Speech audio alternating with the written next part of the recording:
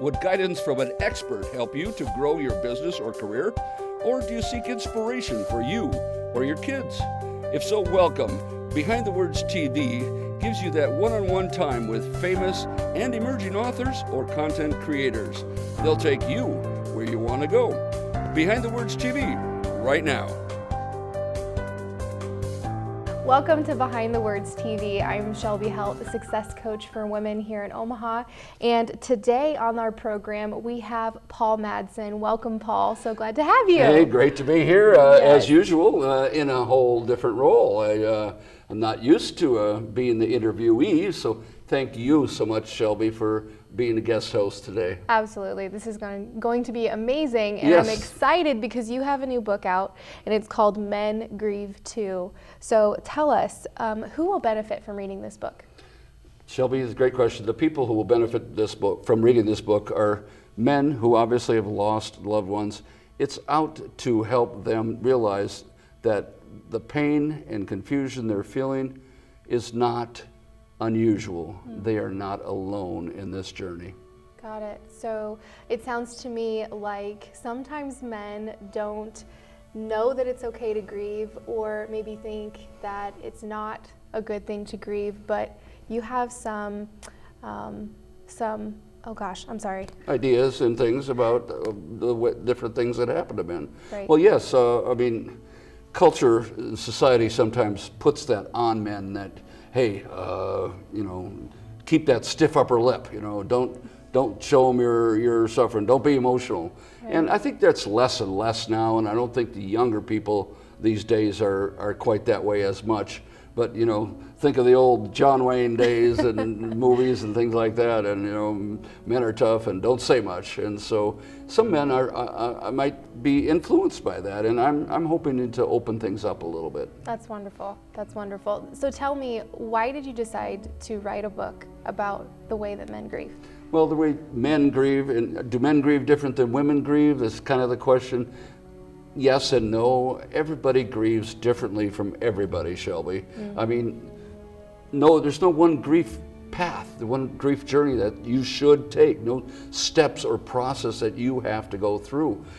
It's all about you, and it's all about me and how we handle this. And so the reason the men versus women thing is, after I lost my wife of 40 years, just 9 months after losing my daughter, adult daughter, 31 years old, I needed support. So I went to grief groups, and there's great grief support groups in Omaha. I really benefited from them.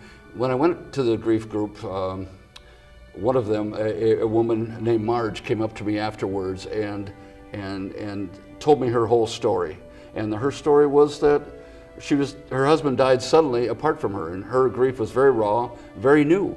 And I was at the grief group, Shelby, to help me, not to help her. Right. But I listened and listened, and she got very emotional. And what happened was, at the end, when she composed herself, well, she gave me a big hug, and she thanked me over and over and over that, for what I did. I didn't do anything but listen. And, again, I was there for myself, but it turned out that it really felt good to help her, because I obviously had helped her. And I said, I want to do more of that. I want to do more. And so I said, I could write a book. Absolutely. Why not? I could write. Well, so guess what I did? I went home, researched grief books. The world does not need another grief book. There are hundreds of them out there. And so I was kind of discouraged, wondering, what should I do? Well, I went back to a different grief group the next week, and I had the realization, Shelby, there were 20 women at this group and 5 guys. And that was the way it was at a different group too, 40 women, 5 or 10 guys. There's just a huge minority of guys. Why is it guys don't open up, don't show up, don't use these wonderful resources? And that was my why. I said, it felt good to help Marge, but guess what? I think guys need just a little extra boost. Absolutely. Well, Paul, thank you so much for sharing a very personal story. And this book is going to help so many men who have lost a loved one to death. And the book is called Men Grieve 2, Tools to Help Men Rebuild After the Death of a Loved One. It is available on Amazon.com. And thank you so much for joining us on Behind the Words TV. Thank you, Shelby. Thanks for being here. Absolutely.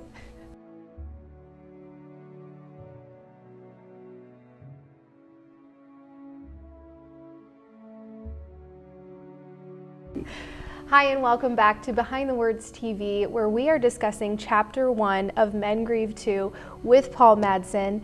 And I am Shelby Heldt, a success coach for women here in Omaha. Paul has written a book, Men Grieve 2, Tools to Help Men Rebuild After the Death of a Loved One. Paul, so good to see you. Hey, thanks for being here and sitting in and doing this with me. I appreciate your time and your contribution so much. Absolutely. Now, Paul, we've spoken about how you wrote this book because men can be confused about grieving due to cultural expectations. What losses have you had, and did you feel any cultural expectations on your personal grief journey? Great question, great question. My personal loss story is my adult daughter, aged almost 32 years old, died, and then just 9 months after that, my wife of 40 years, her mother, also died. And so we had our share of grief and mourning at our house, and we still do. It doesn't just go away right away, and lasts a long time. So that's my personal story. And did I feel like, oh gee, people are saying, oh, get over it, move on. I mean, I've heard all those terrible phrases, not personally, but because of the grief groups I go to for support, I hear people talk about, there's some doozies about what people say at funerals or afterwards. And so society sometimes does treat men harshly. I think women get a little bit more of a pass sometimes. I mean, they're expected to be more emotional, whereas guys, well, they've got, like I mentioned before, the John Wayne thing, the Vin Diesel thing, be macho, don't talk too much, don't say too much, move on. So I didn't personally feel it, to answer your question, but I have met people, both men and women, who have heard just awful things about what they should do in their grief, and you'll get over it, or oh, don't worry, you'll find another husband at the funeral. My goodness! Oh my Can you goodness! imagine that? No. It's coming up to a new widow who just lost her husband suddenly, and said, "Oh, don't worry, you're young enough. You'll find another husband." Oh wow! He's fresh into the grave. It's like sometimes people, they don't know what to say. And so they just say the first thing that comes to mind, and it can be hurtful. That's absolutely, and and that's it. They just don't know what to say. I talk about in my book the idea of just being there. Don't have to say anything. Just the idea. One author says, "Show up and shut up." And that's part of the motive. I mean, when I talk in the book also, Shelby, about a woman named Marge, who I happened to meet at a grief support group, and she inspired me to go forth and write this book because I happened to listen. I mean, listening is not one of my strong suits, but when she approached me and started telling me the story of her husband's sudden death, well, then I listened, and I didn't know what else to say, and I learned from that she thought that was very important. So culture does put things on people differently. I didn't feel a lot, but I think men do tend to feel a lot of pressure sometimes about not knowing how to act. Right. And how would they maybe recognize where they are on the journey? Great question. I mean, when I lost my wife and my daughter pretty close together, and I still am emotional, but my motto is, it turns your head into mush. You clear thinking out the door. You don't know who you are, you don't know whatever. I felt completely vulnerable, completely alone and lost, still do at times. But the point is that men are sometimes wired to be quantifiable, or quantitative, I guess is a better word. You're married, your husband, does he measure how often you trim the golf course, or I mean, is he quantitative? He definitely is. Yeah? Absolutely, okay. yes. So you know what I mean. Yes. We like to keep track of stuff. When as a kid, we'd go to my grandma and grandpa's house, which was about 4 or 5 hours away, and the first question my uncles would ask my dad is, "What kind of gas mileage did you get?" Oh, sure. Why are we that way? I don't know why, but we are. You like to track things. Yes, we Keep like to track of things. Absolutely. Well, and I contend that it's important to track your grief as well. Now, there is old literature out there about the phases of grief that you go through, and that's kind of put aside a little bit now, Shelby, because people pursue the idea that it's all about you as an individual. You might grieve in one way, and then you might come back to that later on. So it's not phases, it's not a structure, that a roadmap that I want people to check off the boxes. Instead, it's measure where you are. And how do you measure where you are? Well, we have 5 types of male grieving talked about in the book. Wow. So this book not only is going to help people recognize where they are, but it puts a word to it. Yes, for exactly. the types. So what is the first type of grief? Well, first being a word I have to use carefully, it's not in order, it's just a type of grief. I call it sweepers. And sweepers is, you know how you're sweeping a bare floor and you have that little dirt and you don't know, it doesn't quite go in the dustpan. Yes. Yeah, what a pain, right? It is. And what do you do with it? Well, if you have an area rug in the area, sweep that under the rug. Well, what do you think how that analogizes to grief? What do you think the connection is? Absolutely. I mean, I think I can speak to my husband the way that he grieved the loss of his grandfather. Okay. Just sweeping it under the rug. I don't want to talk about it. Was that what he did? Yes. Yeah. He Well, did. and we see that a lot. And I think it's normal. All of us in our losses tend to do that at least for some period of time. I mean, the denial idea is very loud and clear. So we sweep that under the rug. We sweep our grief under the rug. And do you know why we do that? I think, Shelby. Why is that? Well, I think we sweep those feelings and those ideas under the rug because it's easier. We don't have to deal with it. Right. You know, the stories in my book I talk about, give examples of men who've been through different phases, different things of, not phases, but through different styles of grieving, and you know, one of them says, well, she's gone. We can't bring her back by talking about her. Why do we keep talking about her? Let's move on. And you know, that's a total sweeper type of role. Right. It's kind of compartmentalizing Yeah. that piece. Yeah. Because it's easier to just set it on a shelf Much easier to and deal avoid with it. Absolutely. Much easier to avoid it. Absolutely. So recognizing it and labeling this kind of grief all sounds well and good, but what can men do with the information? Well, and that's great to ask, because I mean, it's putting a label on something, or a handle, like I call it, doesn't make it go away, it doesn't fix it, but at least you know where you are, what town you're in. Sure. And how do you do that? Well, you identify or you don't with these stories, the examples of the people in the book. And so we're going to look at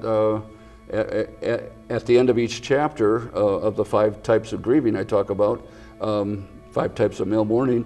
There's an exercise, Shelby, where a person can check off and say, what types of sweeper behavior do I have? You know, wow. And what advice do I have for the examples of the people in the book? So it's very practical, hands-on guy stuff, you know, not fairyland, la la land type stuff up there where you don't do anything, but we want to act, we want results, we want to make stuff happen. And so there is a specific exercise, not only of the idea of measuring it once, but just like with our mileage or our sports teams or whatever, we go back. We go back and not back, we go forward. We go back and say, okay, that's what I wrote at the 3-month mark, how I felt about that. Now here I'm at the 6-month mark. Am I the same situation? Am I stuck? Am I moving forward? How do I view things? And I will tell you, I mean, my wife has been gone for a year now, and my daughter's been gone for 21 months, there is a different pace to things. It does happen differently, at least for me. I can't talk for any other person, but for me personally, I notice the difference. And then I have friends who've lost loved ones even more recently than I have, and I notice myself in that roadmap as well. Wow. I love that it gives men the tool to recognize maybe where they are on the journey, and then the activities at the end of the chapters that you're talking about, journaling, marking some things down, and then being able to come back and see where they were and how they've grown. Yeah. I think that's so great. So that's just one type.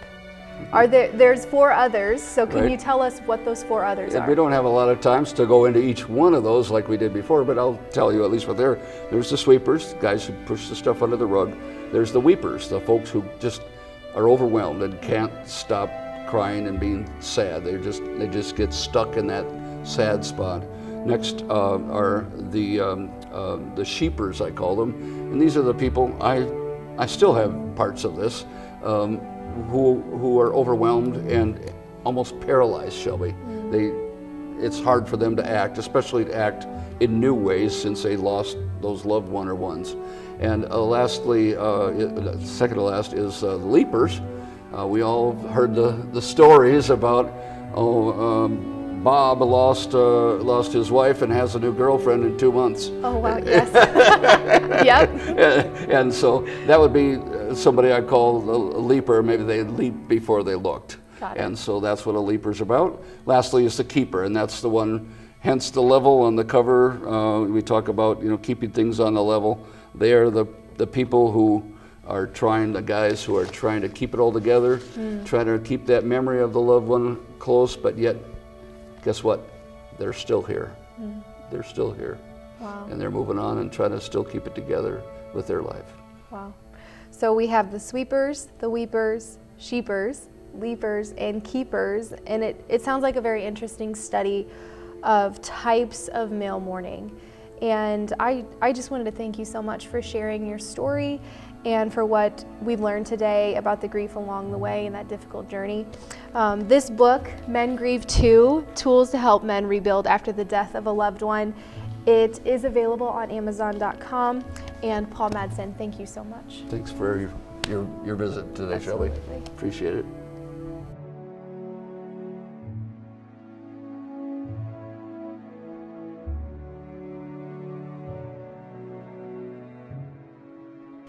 Hi, and welcome to Chapter 2 of Behind the Words TV, where we are talking about Men Grieve 2, Tools to Help Men Rebuild After the Death of a Loved One.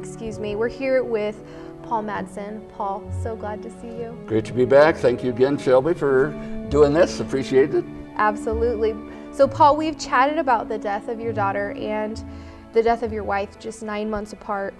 Tell us how you're dealing with that. Are you Oprah now? Well, we learn at grief support group.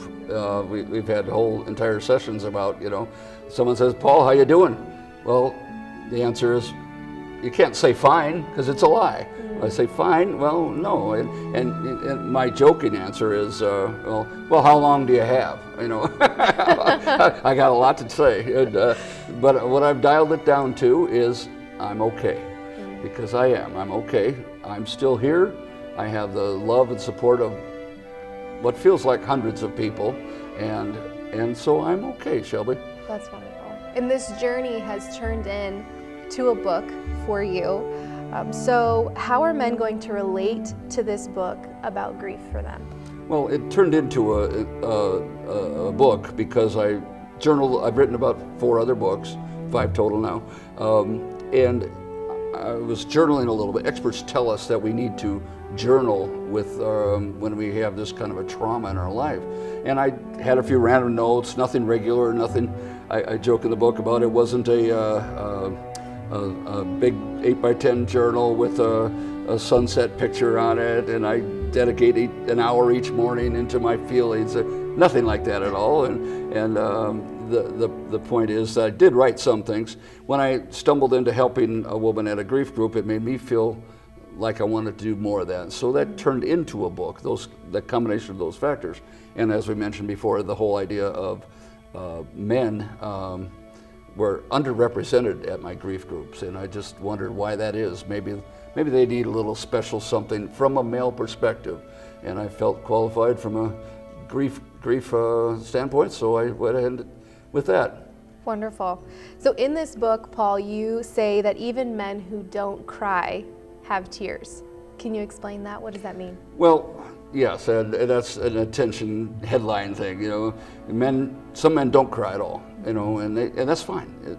If they don't want to cry, each person is entitled to grieve however they want to grieve, men and women. It doesn't matter. Every grief journey is unique.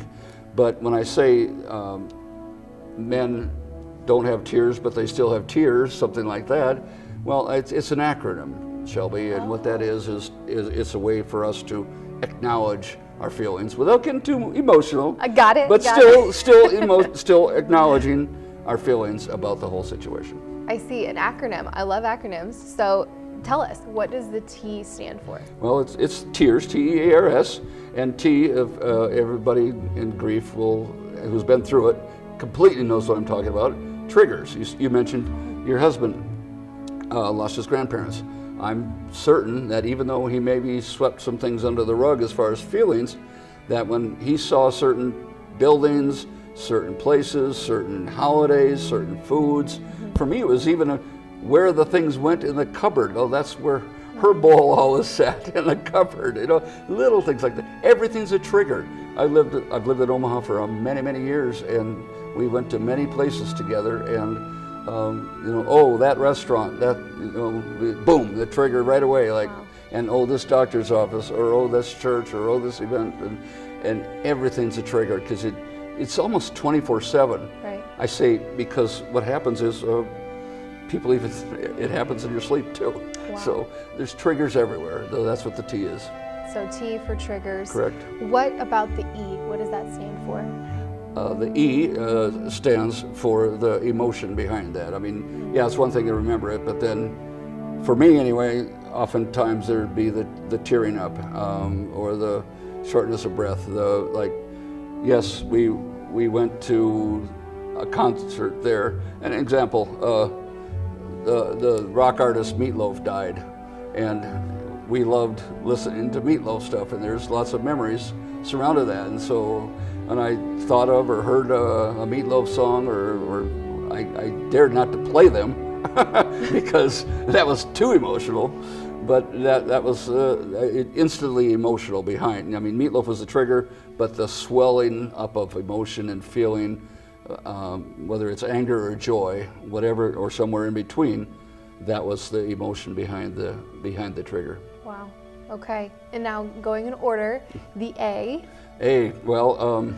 We have to adjust. I put in the book about how, if I'm driving down the road and I see a restaurant we had a great experience at one time, or a bar we enjoyed music, whatever, and I'm getting triggered and I'm getting emotional, and I'm driving next to a 16-year-old who's driving with his phone, that's a recipe for disaster. Right. And so I better adjust, especially if I'm driving, to the trigger, to the emotion. And so that just makes me realize that I'm adjusting to that situation. Gotcha. Okay. R comes up next. What does that refer to? R is for reflection, because yes, we have the trigger and we have the emotion, that's reflective somewhat. We have the adjustment, but R is for reflection. I mean, that's the more positive spin on it. If I go, okay, there's a doctor's office we went to and that was a bad memory for me and with her and et cetera, or that hospital for my daughter, or she, well, I want to make sure I try to spin this in a more positive way. And so the reflection, what is the positive reflection I can have? And if there's only negative ones, I'm going to try to move toward the positive reflection. Let's reflect upon all that went into that whole trigger situation. Wow. And lastly, we have the S of the tears. What is the S about? It's my favorite. My daughter had lung disease for 4 years, was on oxygen for 24/7 for 4 years after a major surgery and a whole bunch of involved stuff. And ironically enough, she got into yoga in her capacity, and that's about what? Breathing, and relaxing and using breath and meditation and all that kind of stuff. Well, she kind of taught me about the importance of a sigh, the cleansing breath. Let's do it together. So that we have the trigger, we have the emotion, we have the adjustment, we have that reflection, and then let's just savor that reflection and wrap it up and end with a sigh. Wow, I feel relaxed just doing that. But it all sounds so complex and a lot to remember. Yeah, but if you just think of tears, and here's the funny thing, is the whole tears formula, if you want to call it a formula, could last 5 seconds long, Shelby. Oh, wow. I mean, you can make it last all day if you want, but typically, for me, boom, you're in, you're out. You know, it's just that fast. And then, guess what? In 10 seconds later, you'll have another one, especially early in your grief. Sure. That makes sense. And to wrap up our time with Paul Madsen, we thank you so much for the tears moments formula as outlined in the book, Men Grieve 2, Tools to Help Men Rebuild After the Death of a Loved One. Any last thoughts that you'd like to share, Paul? Well, just men, it's okay. You know, we're out there, you'll feel very alone, you'll feel very vulnerable, you'll feel that sometimes you're not sure how to act at all. I have all those feelings then, I have them now. That's normal, that's okay. Perhaps the Men Grieve 2 book will help you with your journey and your process as well. Absolutely. Thank you so much, Paul. I appreciate you coming here. I know this book is going to be such a blessing for the men out here, out in the world that are grieving. Thank you for your time. Thank you, and thanks for helping out today. Of course.